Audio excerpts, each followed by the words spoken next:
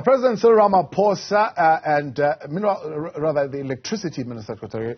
Busisiwe Mkhwebane, has informed him about the situation at Eskom. This says that the country continues to battle indefinite stage 6 load shedding. The President says the country needs to take a hit for now so that the power grid can recover. The Minister of Electricity has briefed me thoroughly about the processes that Eskom is going through. So there is short-term short-term pain for longer-term gain. And I think we are obviously worried whenever there's load shedding, but as we go through this process now, we must see it in positive light, because in the long term, these are things that we have to do to make sure that we say goodbye to load shedding. Mkhwebane, meanwhile, has warned that the country may continue to face intense power cuts in the short term. He's calling for planned maintenance to be ramped up to help stabilize the grid. What has led to the intensification of stage 6 is the fourth column, the unplanned capacity loss factor. There are a number of units that are failing. Outside that which we have taken out as part of our philosophy and planned maintenance. Electricity Minister Dr. Busisiwe Mkhwebane says the power utility aims to ensure that the system is reliable over a sustainable period of time. The minister says having numerous units online at the same time has short-term gains. He says this also poses a number of challenges. Mkhwebane cited, among other technical issues, a delay in maintenance which would result in prolonged power cuts.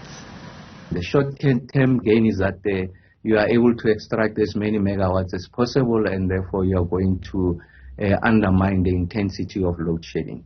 And then the risks, the inherent risk in that approach is that over the long term, you find that you are going to rapidly deteriorate the units. The units at some point are going to fail, and when they fail, you have to do a deeper root cause analysis, and it will take you an extraordinary amount of time to return these units back to service. Mkhwebane says they have seen an improvement in maintaining generating units thanks to the financial relief given to the utility by the Treasury. The 254 billion rand of fiscal support given to Eskom, and part of the conditions was that the Eskom needs to invest heavily on the maintenance side. And that's why we have opted to go to the second option. And that second option, one, we are going to stick to planned maintenance. We are going to stick to philosophy maintenance. We do accept that in the short term is going to result into, if you like, the possibility of intensified load shedding. I'm saying that possibility because if that ramped up planned maintenance and philosophy maintenance is accompanied by unplanned capacity loss factor, that is the other units that are tripping as and when, then it means that there will be an intensification of load shedding. The Electricity Minister has urged the country to brace for higher levels of load shedding amid ramped up planned maintenance. For Newzroom Afrika on Channel 405, I'm Busisiwe Mkhwebane in Johannesburg. All right, let's turn to this now. Suspended Public Protector Advocate Busisiwe Mkhwebane appears to have thrown in the towel and accepted that her tenure will end in yet another defeat. This after she was prevented from returning to work after expressing her intention to do so last night. Juniour Khumalo takes a look. Well, this government has embarrassed me so much, has dealt with me, has persecuted me so much. I'm not here for public sympathy. With dejection written all over her face after a failed attempt to return to her office on Tuesday, suspended Public Protector Advocate Busisiwe Mkhwebane says it has now dawned on her that her tenure will end in this last defeat. Despite having reservations about how she was treated on Tuesday, she says she will not challenge being barred from entering her office in court. In the same breath, she also acknowledges that members of parliament will acquire the 2/3 majority required to vote for her impeachment. You know what,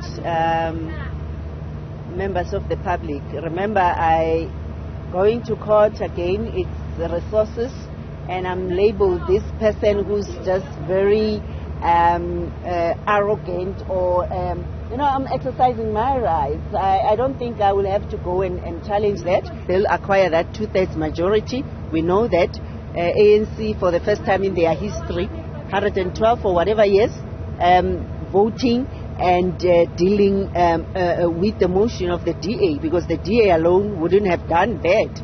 Unfortunately, black people, you are on your own. You've got this movement which is supposed to protect the rights of the public, but then they are hell-bent in persecuting me. Despite accepting her fate, Mkhwebane is still adamant that President Cyril Ramaphosa is now intentionally misinterpreting his own initial communication announcing her suspension. The letter which he wrote was saying until the finalization of the National Assembly process. You understand? But then the minute it's saying the inquiry. So the inquiry is complete. The presidency has, however, maintained in its response that the proceedings which were initiated by the committee will be finalized when the National Assembly decides to adopt or reject a resolution to remove her from office and the presidency acts on the recommendations. Adding to her woes, Mkhwebane has revealed that she was stripped for the day of her protection detail without consultation.